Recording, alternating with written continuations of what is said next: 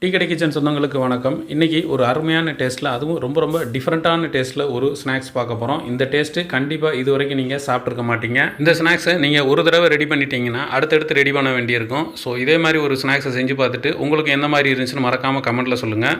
வணக்கம். நீங்கள் நம்ம டீ கடை கிச்சனில் வந்து என்ன பார்க்க போகிறோம்னா ஜாலி ஸ்நாக்ஸ். எல்லாருமே இன்றைக்கி விடுமுறையில் இருக்கிறாங்க. குழந்தைகள் எல்லாருமே விடுமுறையில் இருக்காங்க, ஜாலியாக இருப்பாங்க. அதனால் ஜாலியாக இருக்கும்போது நம்ம ஜாலியான ஒரு ஸ்நாக்ஸ் செய்ய போகிறோம். அந்த ஸ்நாக்ஸுக்கு இப்போ என்ன பண்ண போகிறோம்னா, இந்த மாதிரி ஒரு பவுல் எடுத்துக்குவாங்க. மிக்சிங் பவுல் எடுத்துட்டு ஒரு அரை கப்பு கார்ன்ஃப்ளவர் மாவு, அரை கப்பு மைதா மாவு, அதையும் நம்ம உள்ளே சேர்த்தாச்சு.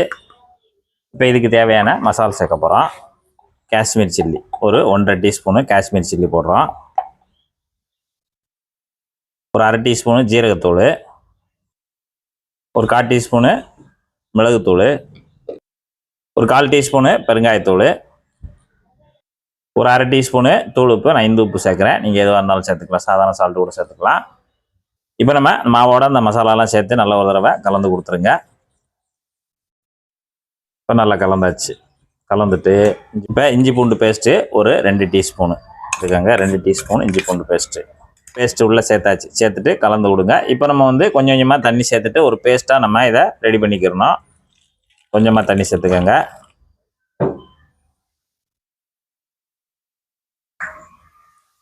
ஒரு கட்டி இல்லாத மாதிரி நல்லா கலந்துட்டு ஒரு பேஸ்ட் மாதிரி நம்ம ரெடி பண்ணிடணும்.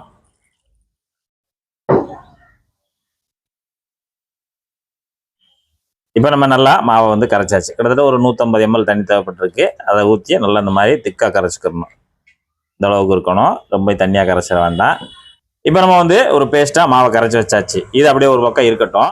இப்போ நம்ம வந்து காலிஃப்ளவர் இன்றைக்கி நம்ம 800 கிராம் எடுத்து நல்லா க்ளீன் பண்ணது போக நமக்கு ஒரு 400 கிராம் இதில் கிடச்சிருக்கு. இந்த 400 கிராம் காலிஃப்ளவரை நம்ம இந்த மாதிரி பீஸுகளாக வெட்டி வச்சுருக்கணும். நான் வந்து நல்லா க்ளீன் பண்ணிவிட்டு நல்லா கொடை கணக்காக முட்டை கணக்காக நல்லா இப்படி பெரிய பெரிய பீஸாக நல்லா ரொம்ப தண்டு பகுதி இல்லாத அளவுக்கு நம்ம கட் பண்ணிவிட்டு நல்லா அழகாக அந்த மாதிரி எடுத்து வச்சுருக்கணும். இப்போ நம்ம எடுத்து வச்சிருக்கக்கூடிய அளவு வந்து 400 கிராம் வரைக்கும் எடுத்து வச்சுருக்கோம். இதை அப்படியே எடுத்துகிட்டு வந்து இப்போ தண்ணி வந்து ஏற்கனவே நம்ம கொதிச்சிட்ருக்கு. இப்போ கொதிச்சிட்டு இருக்க தண்ணியை நம்ம ஆஃப் பண்ணிடலாம். ஆஃப் பண்ணிவிட்டு அந்த சூடான தண்ணியில் நம்ம எல்லாத்தையும் உள்ளே போட்டுடலாம். காலிஃப்ளவர் பூ நம்ம ரெடி பண்ணி வச்சுருக்கிறத உள்ளே சேர்த்துட்டு இதில் ஒரு 1/4 டீஸ்பூன் தூளுப்பு மட்டும் போட்டு லேசாக ஒரு தடவை கலந்து கொடுங்க. இப்போ வந்து உப்பு போட்டு நல்லா ஒரு தடவை கலந்து விடுங்க. நல்லா கலந்து விட்டுட்டு ஒரு 3 நிமிஷம் மட்டும் அந்த வெந்நியில் நம்ம அதில் லேசாக போட்டோம்னா அதில் இருக்கக்கூடிய சின்ன சின்ன பூச்சி புழு எது இருந்துச்சுன்னா உதிர்ந்துடும். நமக்கு ஒரு பாதி அளவுக்கு நமக்கு வெந்து வந்துடும். அதனால் அப்படியேவும் கலந்து விட்டுட்டு இருக்கட்டும் 3 நிமிஷம். இப்போ நம்ம வெந்நியில் போட்டு ஒரு 3 நிமிஷம் ஆயிடுச்சு. நல்லா நமக்கு ரெடி ஆயிடுச்சு. ரெடி ஆனோடனே எல்லாத்தையும் நல்லா ஜல்லிக்கரண்டி போட்டு நல்லா கலந்துட்டு அரிச்சு எடுத்துடலாம். அரிச்சிட்டு இந்த மாதிரி தண்ணி வடியில் தட்டில் போட்டுடலாம். இப்போ நம்ம காலிஃப்ளவரை நல்லா எடுத்து நல்லா பக்குவமாக வெட்டி வெந்நியில் போட்டு எடுத்து ரெடியாக வச்சுருக்கோம். அதை நம்ம உள்ளே சேர்த்துக்கலாம்.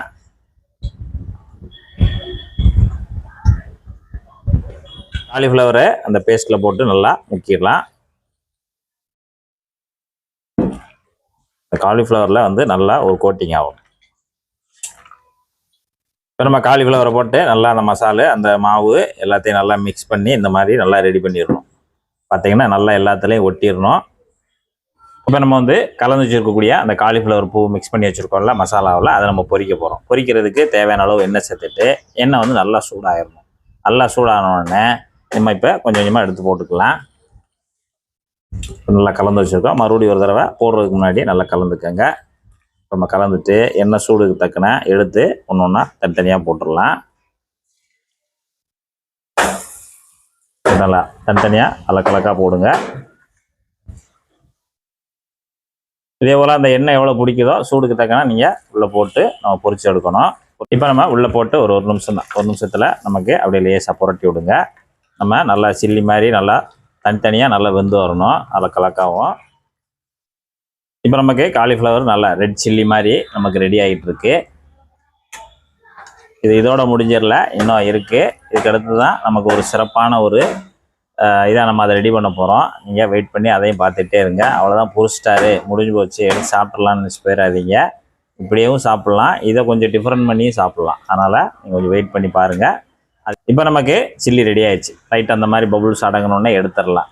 நம்ம ரொம்பலாம் கிறிஸ்பியாலாம் ஆக வேண்டாம். நமக்கு ஏற்கனவே பாதி அளவுக்கு வெந்நிலே வந்திருக்கும். இப்போ நம்ம எண்ணெயில் போட்டோடனே மீதி வெந்துடும். இப்போ நம்ம இது எல்லாத்தையுமே அரிச்சு எடுத்துடலாம்.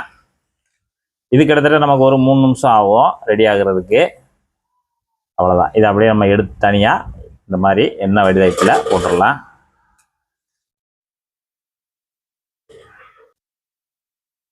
இப்போ நம்ம மீதம் இருக்கிறதையும் இது நம்ம சொன்ன மெத்தடில் நீங்கள் எடுத்து எண்ணெயில் பொரிச்சிட்டு தனியாக எடுத்து வச்சுருங்க. இப்போ நம்ம காலிஃப்ளவர் வந்து சூப்பராக சில்லியாக பொரிச்சு எடுத்து ரெடியாக வச்சுருக்கோம். அதுக்கடுத்து ஒரு நான்ஸ்டிக் பேன் எடுத்துகிட்டு இப்போ இதில் ஒரு 2 டேபிள் ஸ்பூனு கடலெண்ணெய் சேர்க்குறேன். 2 டேபிள் ஸ்பூன் கடலெண்ணெய் சேர்த்துட்டு எண்ணெய் சூடாகி வரட்டும். ஆயிடுச்சு. எண்ணெய் சூடானோடனே இப்போ நம்ம இங்கே சில்லி, அதாவது நம்ம வந்து தனி மிளகா வத்தலை விதையை எடுத்துட்டு நல்லா தண்ணியில் ஊற வச்சுட்டு பேஸ்ட்டாக எடுத்து வச்சுருக்கோம். அது ஒரு 2 டீஸ்பூன் மட்டும் இதில் சேர்த்துக்கோங்க. சில்லி சாஸ் இருந்துச்சு, ரெட் கலர் சில்லி சாஸ் இருந்துச்சுன்னா கூட நீங்கள் அந்த இடத்துல சேர்த்துக்கோங்க. இப்போ அதோட இங்கே நம்ம டொமேட்டோ சாஸு ஒரு 2 டேபிள் ஸ்பூனு அதையும் நம்ம இந்த எண்ணெயில் சேர்த்துக்கலாம். எண்ணெய் சூடு வந்து ரொம்ப மெதுவாக வச்சுக்கோங்க, லோ ஃப்ளேம்லேயே வச்சுக்கோங்க.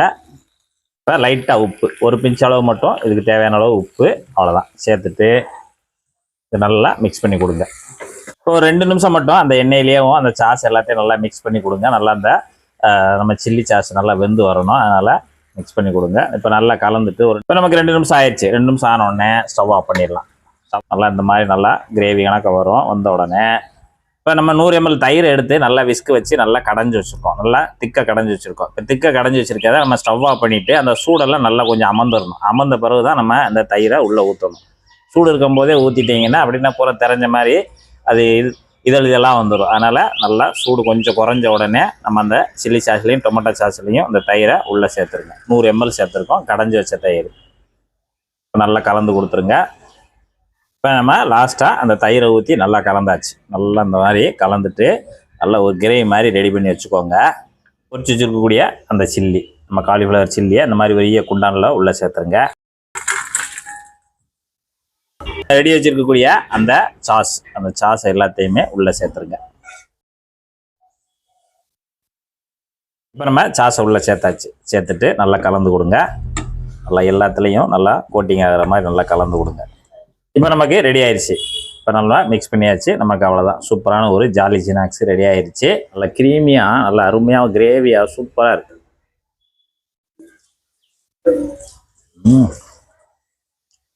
வா,